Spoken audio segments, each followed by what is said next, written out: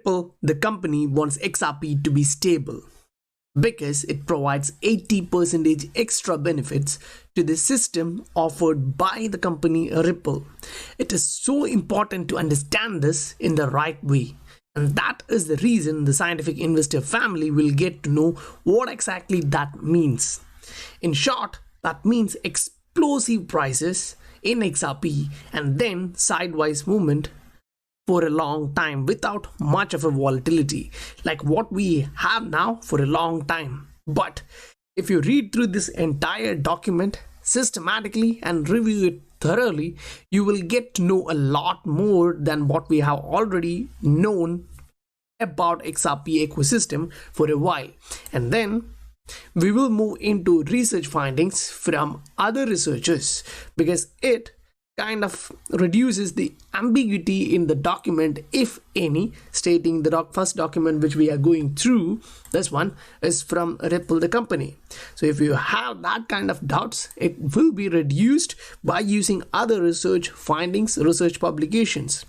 And to give the scientific investor family a new route of what is coming ahead or a new route map, we will actually go through all the different aspects and then jump in and look at the recent development regarding the entire ecosystem. It is also important considering the overall structuring of the information because it shows the questions like why they will use XRP and why they will hold XRP, because these are kind of validating that this is going to be happening in the near future. They are looking at next 12 months and that's not so far. It can be even considered as a short-term investment as an investor because most of us who are here are long-term investors, and we in the scientific investor family always encourages long-term investments. Why? Because short-term there can be price volatility. The market can actually come against you. Say for example, you see the price going up, you go in and invest, then the price just go down. So that can actually happen. So that is the reason why we will capitalize looking at the market cycle and checking where we are in this market cycle. See, currently we are at the bottom and consolidating around that bottom. So before we start the next bull run, we should be ready with our entire portfolio. Welcome to the Scientific Investor channel, where we discuss crypto and science behind investing regularly. Now, we will go through this document from Ripple, and it's actually a long document, say 14 pages, but most of it looks a bit informational, so we can't actually neglect everything from that. Here they talk about how institutions can save or reduce the cost associated with payments. Considering the current system, it is sure that RippleNet offers 33% of savings without using the digital asset XRP. Now, considering banks and other financial providers are profit motivated, they need more profit. And when we move into the next area, this one, using XRP, the digital asset, it's 42%. So the saving increased by 9%, right? So it is an extra 9% of savings during the volatile time, because that is what you actually have to keep in mind. This is assuming that XRP is being volatile during that time and you get an extra 9% of saving.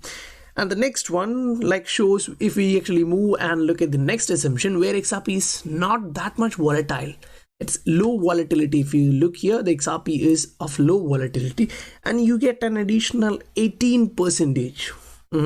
So the initial 30% is now doubled and it's 60% of cost reduction when XRP is not volatile. That means an additional 8% considering when XRP is volatile. So that is quite a difference. If you actually compare that, that is quite a different.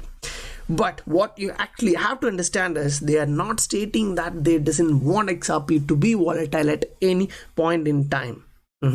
Why? In the same document you have the answers for that. And that's why I would say adoption is rocketing currently when the price is stable.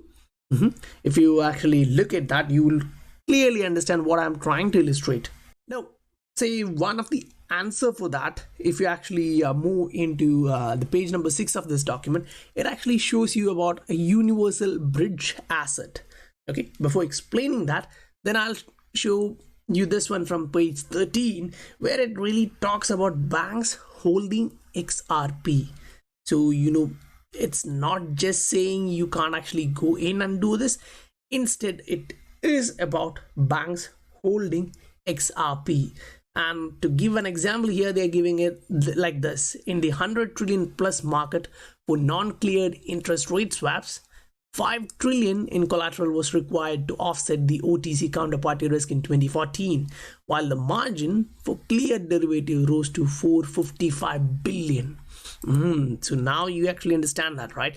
Just as the redundancy of nostro accounts needed to serve these international payments for correspondent bank can be consolidated into one XRP pool, financial institutions can begin to consolidate collateral accounts needed to participate in different markets just into one single XRP positions. Wow. So they can actually just change that into this one. So that shows a real difference, right? So if you actually need more clarity for that, you can actually move into the page number 4 of the same document. And here in the page number 4, you can actually see this. Instead of holding local currency in nostro accounts around the world, meaning say if you are a US bank and you have branches all around the world, then you don't actually need to hold all the different domestic currencies wherever you have your branches. Instead of holding those local currencies in nostro accounts around the world, third parties or banks can hold XRP on their own balance sheets and use it to make markets with any other currency. So that is a clear example. Now the analysis in this particular presentation or the paper is for a respondent bank providing its own liquidity to XRP, meaning they have their liquidity, meaning they have the domestic currency or the fiat. Whenever they need, they just push it into the XRP ecosystem. So they don't actually rely on the actual liquidity which is out there in the XRP pool like this. Instead, they have their own liquidity, and whenever they need it, they're just converting it directly into XRP. So that happens swiftly, like it goes into XRP and then goes out. So in this one, it's from US to Brazil. So if you connect that clearly, it's going from, it's clear, United States to Brazil through the universal bridge asset.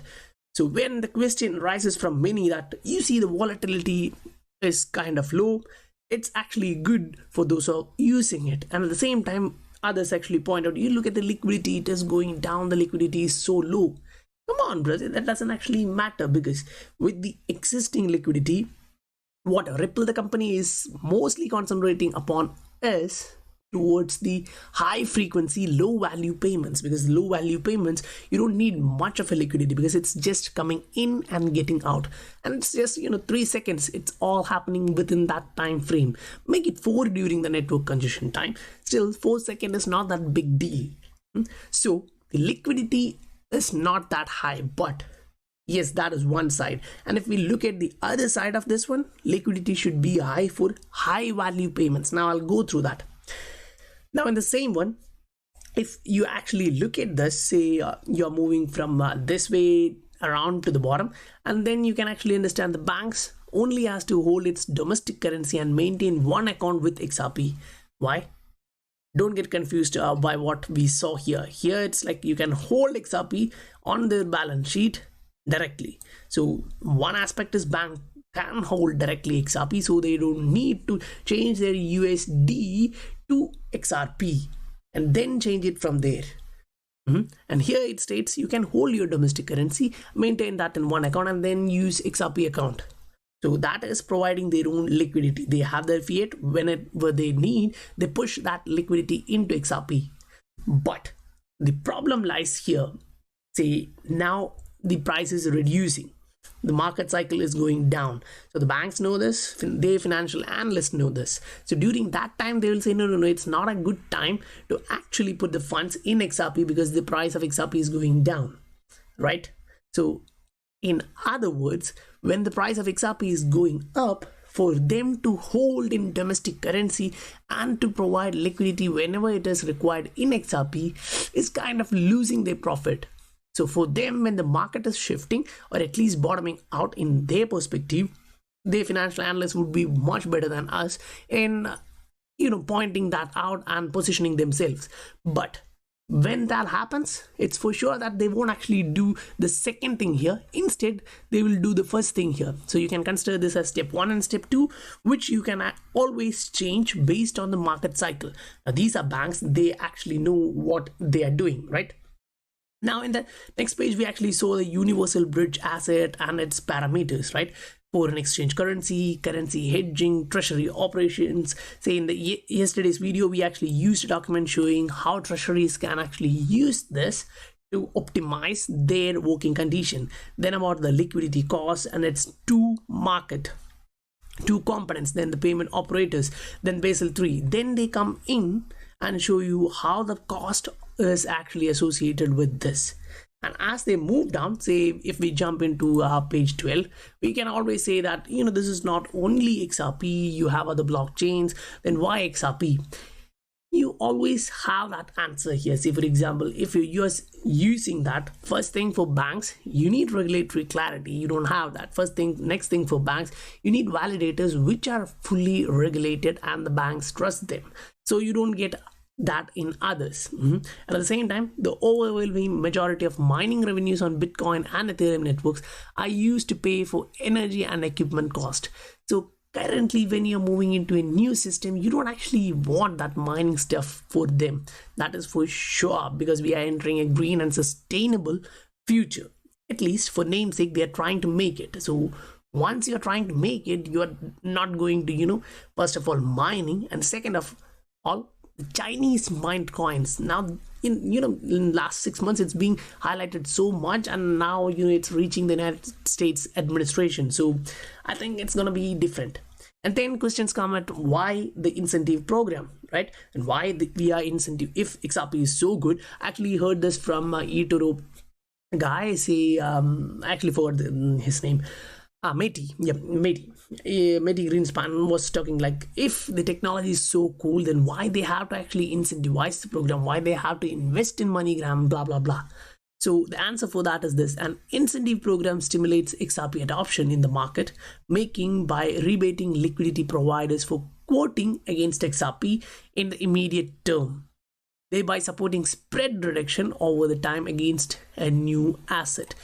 This is happening because this is a new asset and the asset class is being recognized worldwide. The incentives serves to offset volatility risk for market makers and providers, an algorithmic distribution schedule for XRP. As adoption and the use of XRP increases, so does its liquidity and price stability. So currently, if you look, the price is kind of volatile, not much, not less, but still it is. If you look now, if you're looking it on a smaller time frame, you won't actually see that. If you actually want to see that, you actually step back, look it on a monthly time frame, then you will understand that from that top it went rocketed to the upside, then now it's currently going down. If you look on a monthly time frame, you can actually understand that. So the price stability means when the price reaches where it needs to be and gets stabilized, right? So that will be the area where Ripple, the company, is looking. Now, by the contrast of others like Bitcoin and Ethereum, Ripple's consensus network powering XRP is more viable for institutional alternatives. Now, this is the area where others say, why can't they use other systems, right? At that particular point in time, I would take you into this document. Now, this one is from Interledger Theory and Practice is the heading, and if you look at that, it's Aalto University School of Electrical Engineering. So this is from ICBC in Korea, and if you look at page number 6 of this one, you can actually see in this side it's permissionless, and in this side it is identity based or permission blockchain. You can see that.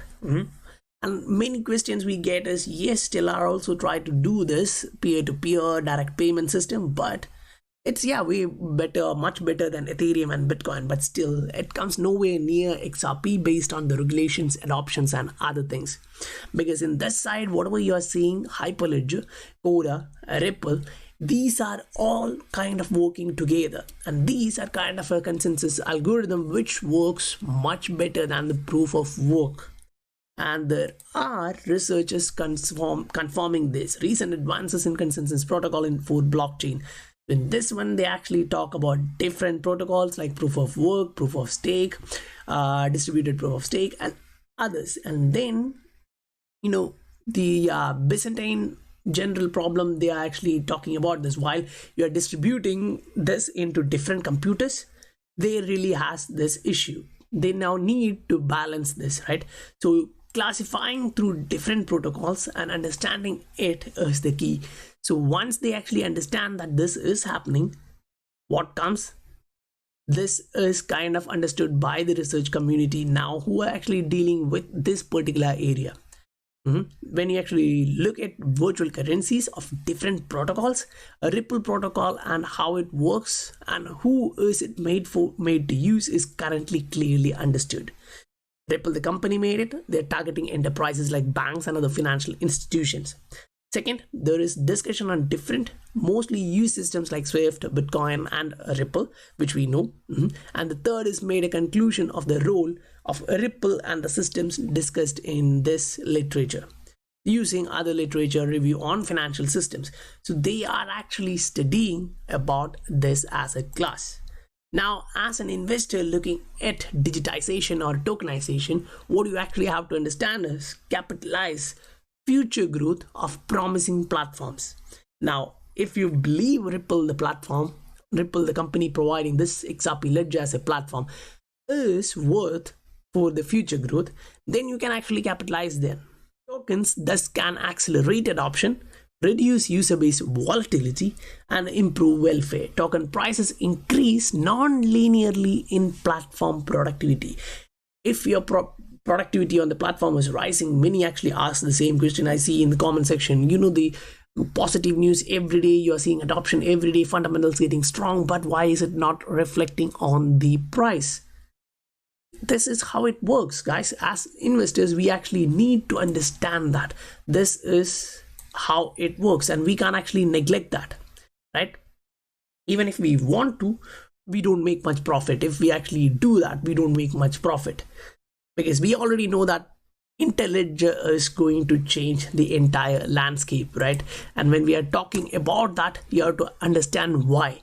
Because within the Interledger, Ripple has already concentrated on the atomic transaction, then bridging, then payment channels, then ILP. These are all being highlighted, and we are kind of understanding that this is literally happening. The only thing is we are not getting into the details of that, because if we are getting into the details of that, we can actually see something like this. Banks are actually using the infrastructure today, which is kind of very old, and they have a lot of cost associated with. So this is the technology which is going to change the entire system. So that is a disruptor, or you can say a radical change. So providing this radical change, it actually happens in this way. When we read here, we can understand even the largest global banks are exiting select currency corridors. And now go look at the corridors where Ripple, the company, is pushing their liquidity. Even though it is little liquidity, they are coming up with new corridors. Now, do you get an idea about what literally is happening when Ripple is going in? Because the correspondent banking regulation in those countries are complex and not much of cost efficient or cost beneficial for the banks. They are getting out of those corridors and then relying on some other banks, big groups which have this. So for them also, this is expensive. Automatically, the smaller institutions that rely on these global money center big banks, they now can actually provide this, and their costs are increasing. And that is the reason why we are seeing small payment companies firstly coming into the Ripple net, because they have the first advantage. Because previously they used to go to giant banks like Citibank and all to process these. Now they are coming to RippleNet. So that is the use case and adoption for this technology. I know it's been so long, but explaining that in a detailed manner to understand is so important. Why? Because we are actually seeing this change because delays are being there in the entire payments landscape, and we have small and mid-tier banks, as we just showed you, who are now looking at this new 12 months delay as an opportunity to transform completely. They are looking at changing their entire infrastructure of payments into a new one. So this next 12 months, the upcoming 12 months, is going to be life changing for those who are betting on this technology. And then I saw this tweet from Jana One Trick, and it was like a question was being asked to Pay ID whether you guys actually have to use XRP. Then they come out and replies like Pay ID does not actually need to use XRP, but it certainly can help a payment settle faster and cheaper. And services like RippleNet are integrating Pay ID to address exactly the use case you described. So what did he describe? Will Pay ID need XRP in order to facilitate payments from any currency to any other currency? So that is bridging, right? We just detailedly talk about that. And then we see this one, either Ripple partner with a new company or the Ripple partner with another company. Why? Because they are coming into the same nodes, same network. So for them, it's better to have this advantage. Being on the edge is not that good. So they're coming into the center to take that advantage. And when we actually look at this tweet from Cryptic Poet, at the bottom you can actually see this IntelliJ protocol roll out. Now that is on the Pay ID extension, right? If you want much detail about that, you can actually go into the Cryptic Poet on Twitter and play the entire one. But what I really care about is we already talked about all these, and at the bottom it's IntelliJ protocol being ruled out. And then I saw this one. So in this one, don't get much confused, because it shows, yes, one side liquidity pool, utility, XRP, and it shows asset backed $1 with ability to provide constant flow of utility. Now that is like, you see silver here, gold here, pound here, you see all things of value. Now flat backed system is collapsing globally. My mistake. That's fiat backed.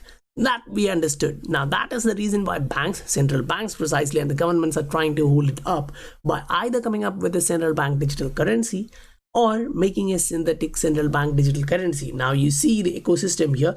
In the middle point here, you have something from the XRP ledger which enables you to do that transaction with much cheaper cost and high scalability, right? So how XRP gets its true value? They are looking at all the money.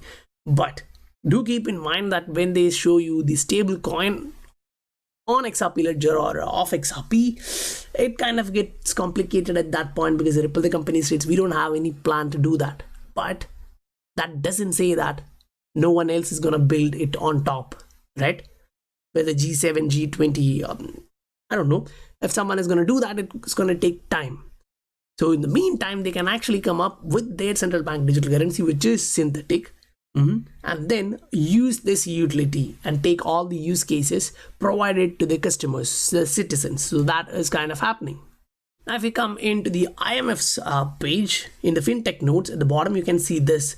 So far, experiments with DLT experimentations point to the potential for financial infrastructures to move towards real-time settlement, flatter structures, continuous operation, and global reach. So this is really happening. Now we went through different researchers, different documents, and this one kind of validates everything. Now testing in large value payments and security settlement system have partly demonstrated the technical feasibility of DLT for this new environment. So now you need that liquidity to go into the large value payments. Currently you don't have that, because liquidity is being pumped in, like we saw in the first document. Either you can keep it in fiat and then pump in the liquidity whenever you require. That is the first case. When XRP is not volatile, keep that in mind.